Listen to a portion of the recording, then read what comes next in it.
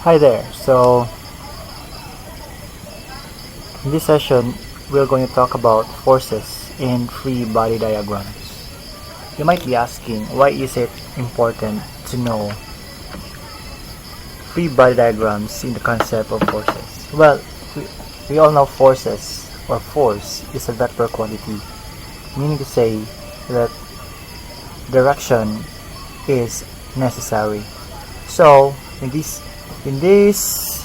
in problem solving, actually it involves lots of illustrations, and in the illustrations there we could come up the process or the proper way or techniques on how to resolve the problems. So figures will help us actually to make the mathematical or the working equations in order for us to solve problem. So I'm going to have the basic of on how to do or deal with free body diagram. Okay, so we're going to start with the basic. So assuming that we have here surface, or say a floor. Let me fix my cursor, my tab first. This I have here. Then I'm going to have an object. The object is actually resting on the floor. Let me have this one different color. Okay, so we all know that this object is actually influenced by different forces. Okay, so let me enumerate the different forces involved or present in the particular system. Okay, so just don't mind about the crickets. Okay, so what are the forces present in here? So we have here this object. Let us say that this is an object A. Sorry. Okay, I think it's working fine. This is object A. So the object is resting on the floor, and the floor, of course, is really in the earth. You say that there is gravitational force acting on the floor. So there is a gravitational force in here. So we can actually draw the gravitational force something like this. Okay, so this is the gravitational force, and we just denote this one as, say, Fg. Fg basically is equivalent to what we call as weight. Okay, so weight, which is equal to mass times the gravitational acceleration. So gravity is acting on the object A.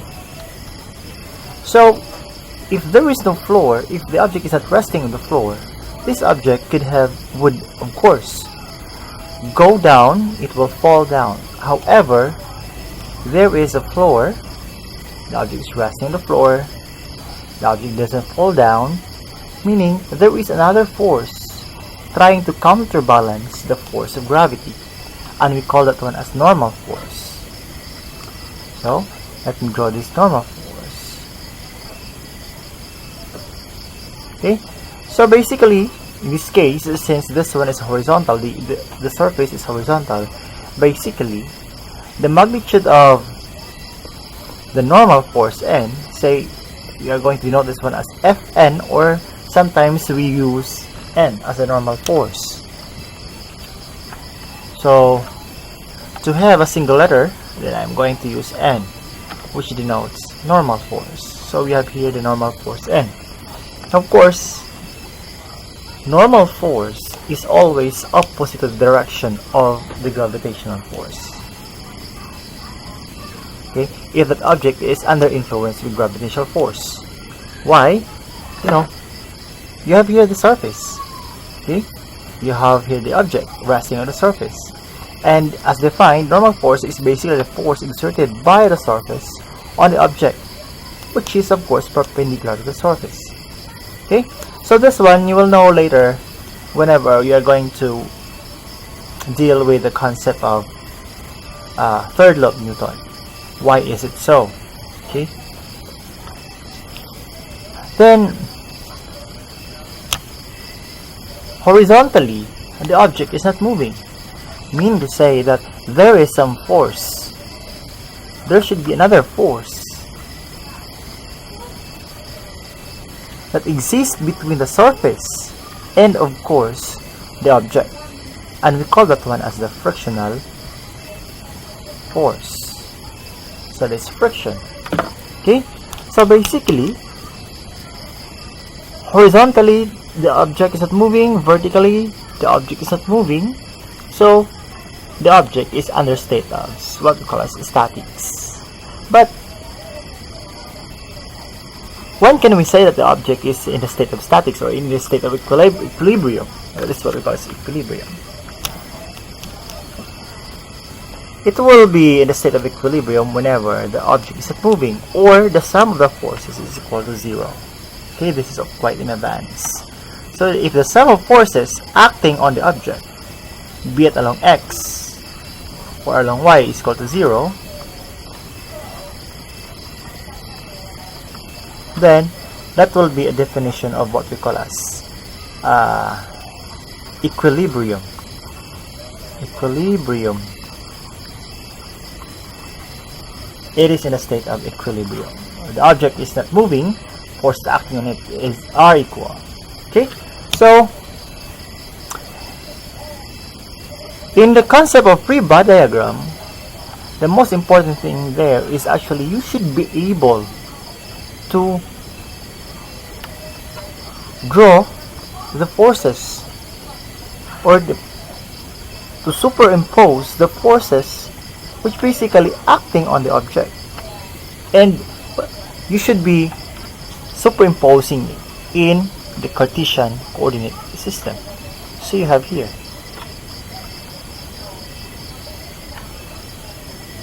so the normal force is going upward. This is basically the normal force.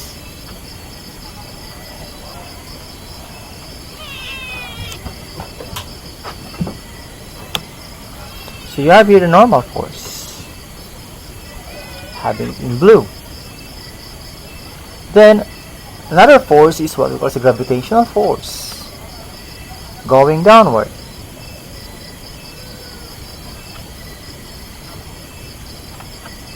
So you have there. So this thing that I have just drawn, this figure, this is what we call as a free body diagram, wherein we're trying to take into account all the forces present, okay, all forces present or acting on the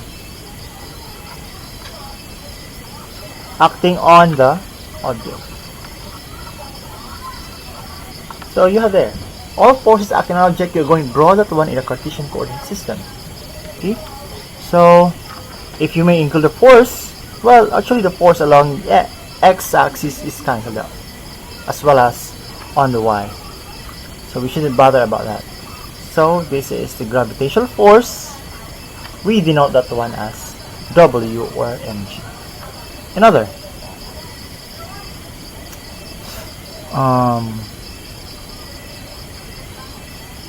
Let us have this inclined plane. So you have here an inclined plane, and in the inclined plane, one of the things you must consider or you must take into account is actually the angle of inclination. It's very important. Why? Because the angle basically affects the forces, the components basically of the forces present on the system. So say we have here an object resting on the Cartesian on the inclined plane at certain angle of theta. So in this system, same way with the other example, the forces are actually acting on it. Okay, what are the forces? Okay, so the forces present, basically we have here the gravitational force, And the gravitational force basically is always going downward. And let's have this one as W, or W can also have mg, because W, note that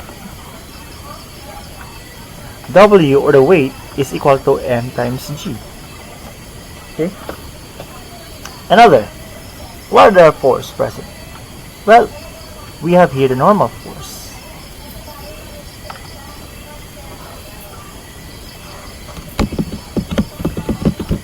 So we have here the normal force, m.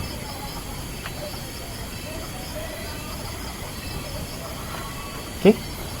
Then, if you notice, okay, if you, or in reality, if the angle of inclination is quite big, this object here would basically go downward. It will slide, and as it slides down the plane, there is what we call a force present.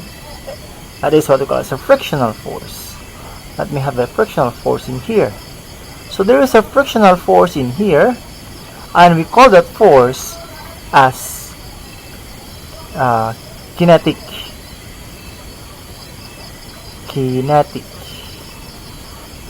Let's check the spelling. Okay, and this one basically is associated to what we call as the coefficient of kinetic friction, kinetic, mu k. So later in frictional forces, we are going to know this one. Now, assume that the object will go downward with certain velocity v, and by definition, force is always opposite the motion of the object, meaning to say that the force here will be directed upward, okay, opposite to the direction of the how do you call this one, the direction of the motion of the object. So if you are going to create the free body diagram, so we have the FBD, but first thing is, again, you have to draw the Cartesian coordinate system. You have to draw the Cartesian coordinate system.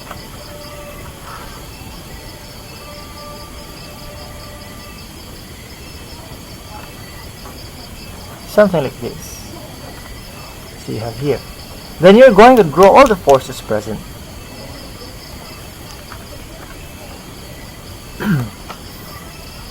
Okay, so let me have first the normal force. Or, no. Let me have first the weight. So let me have first the weight. The weight, of course. Let's draw the weight exactly at the origin. The origin actually is what we call as the geometric center of the object. I'm losing now my cursor. Okay, so we have here the weight. Let us denote that one as mg. Then the frictional force. Kindly take note of the angle.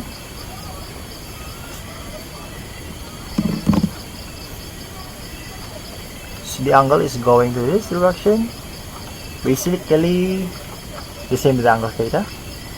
Then you have here the normal force. And bear in mind that the normal force is perpendicular to the surface. The frictional force is parallel to the surface in this case. So you have here. So basically, this is your free body diagram. This is your normal force, and this one is your frictional force. Okay, so you have there. That is in case of inclined plane. Now, let us have another example.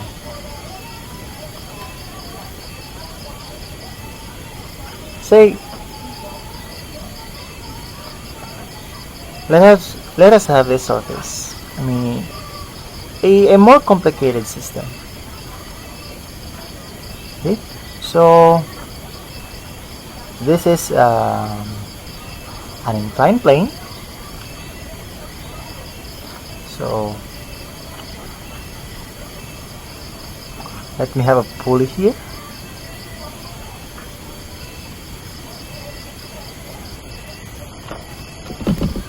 And here a pulley. We're going to create a system which is complicated. Then another pulley here.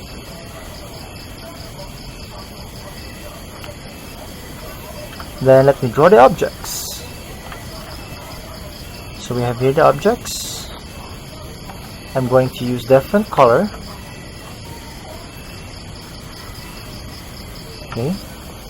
So for this object, I'm going to use blue. Resting on the floor, flat surface. Let me have this as an object A. Then another object. Okay. Let us have this one as object B. Then I'm going to have another object.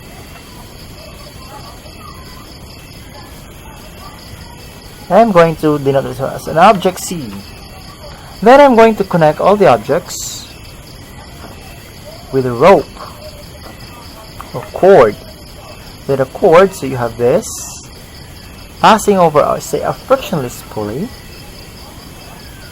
Then you have there. Then this one.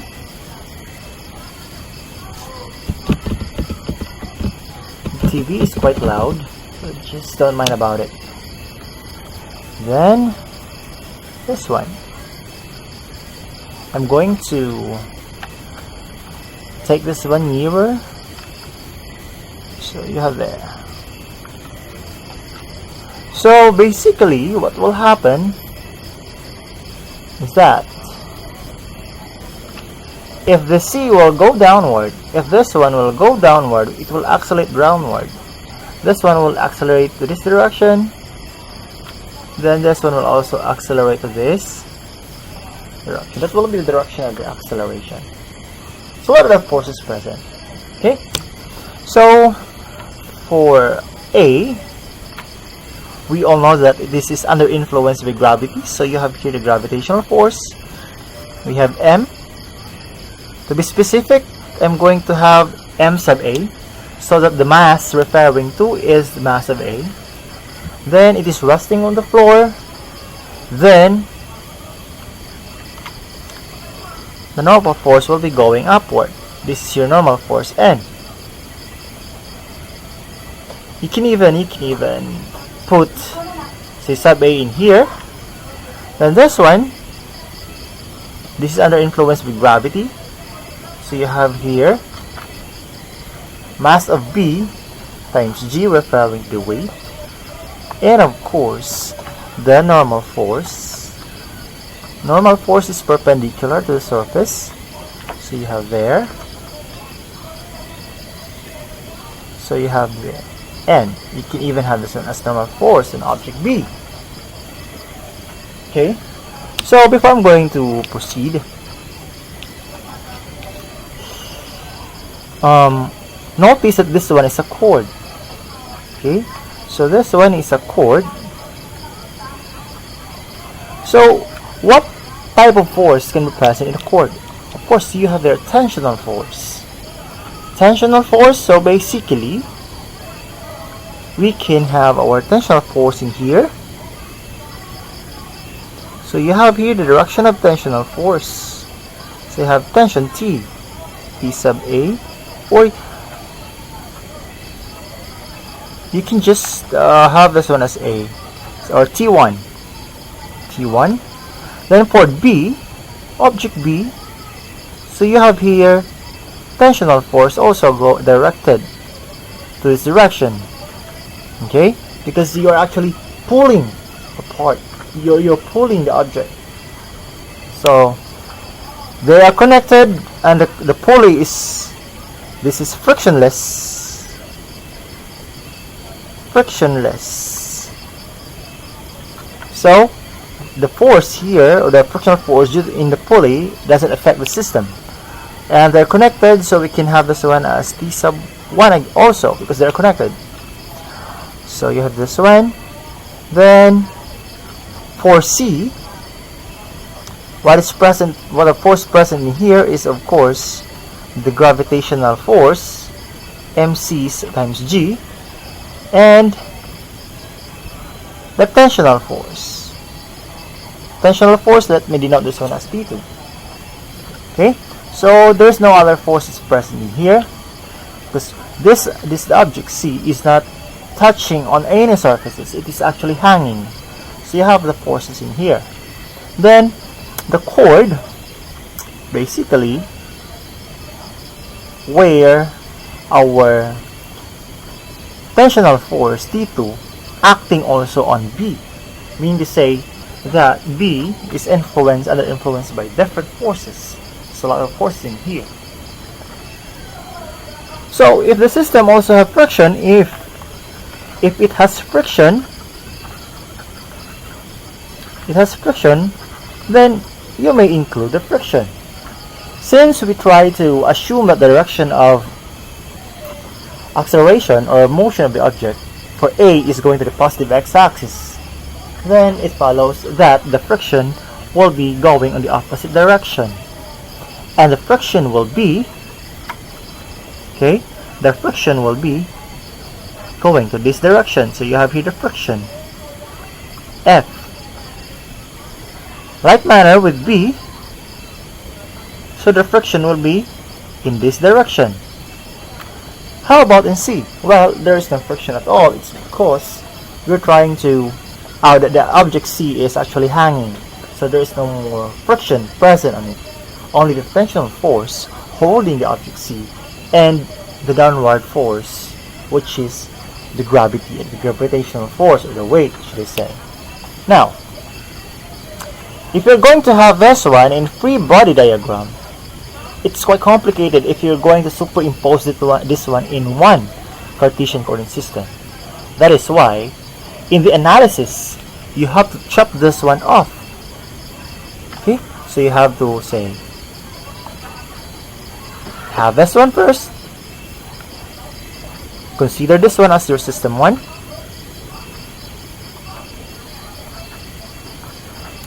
System 1, or say system A. Then this one also, you can have this one as your system 2.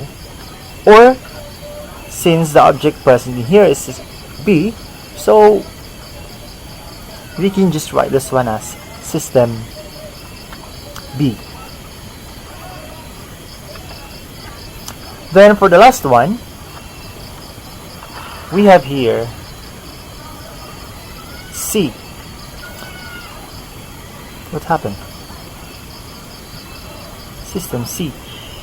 Okay, so system C. So we can just denote this one as system C. Okay, so you're going to individualize this in Cartesian coordinate system. So for system 1, I'm going to chop this one off.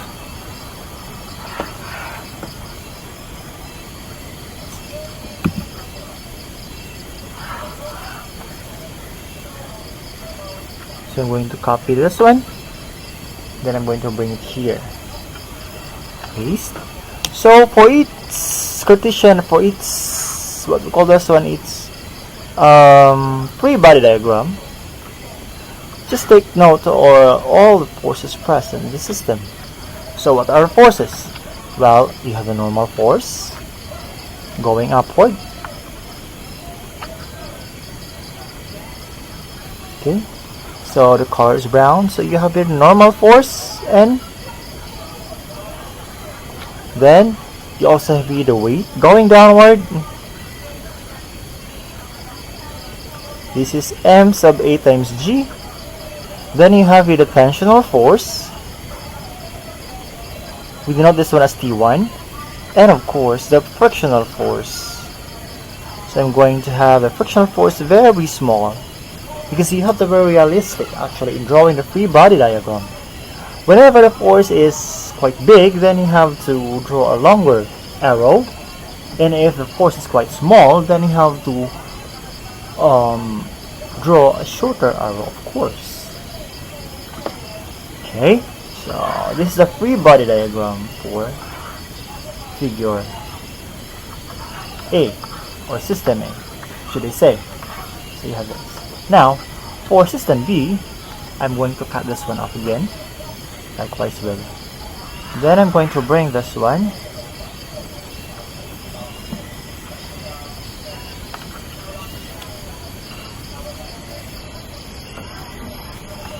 Then I'm going to draw a Cartesian coordinate system. That is why, it's very important for us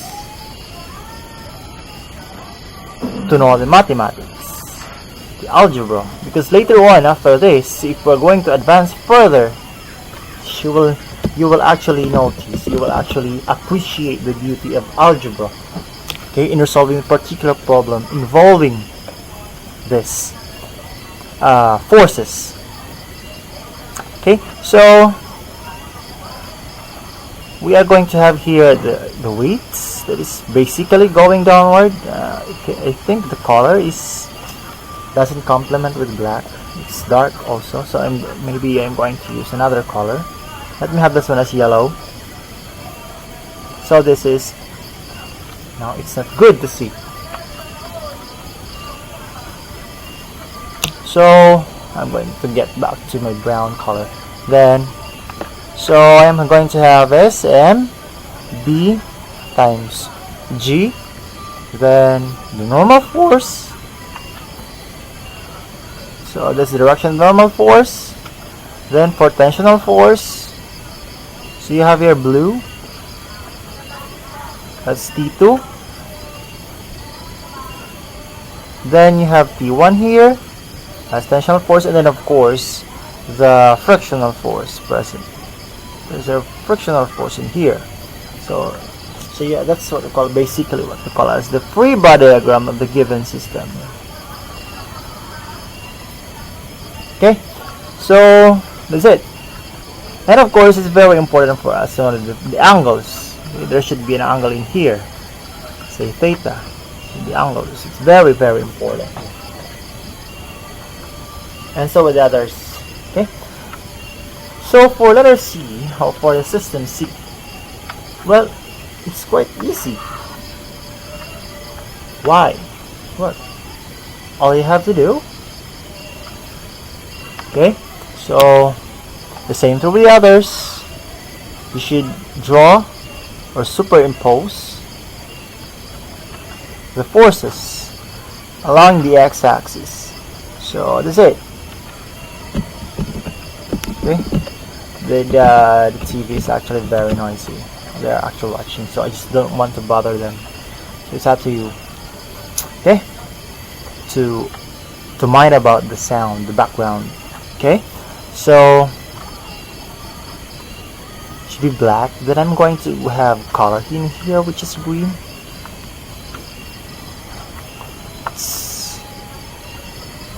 Actually, the sound is very distracting.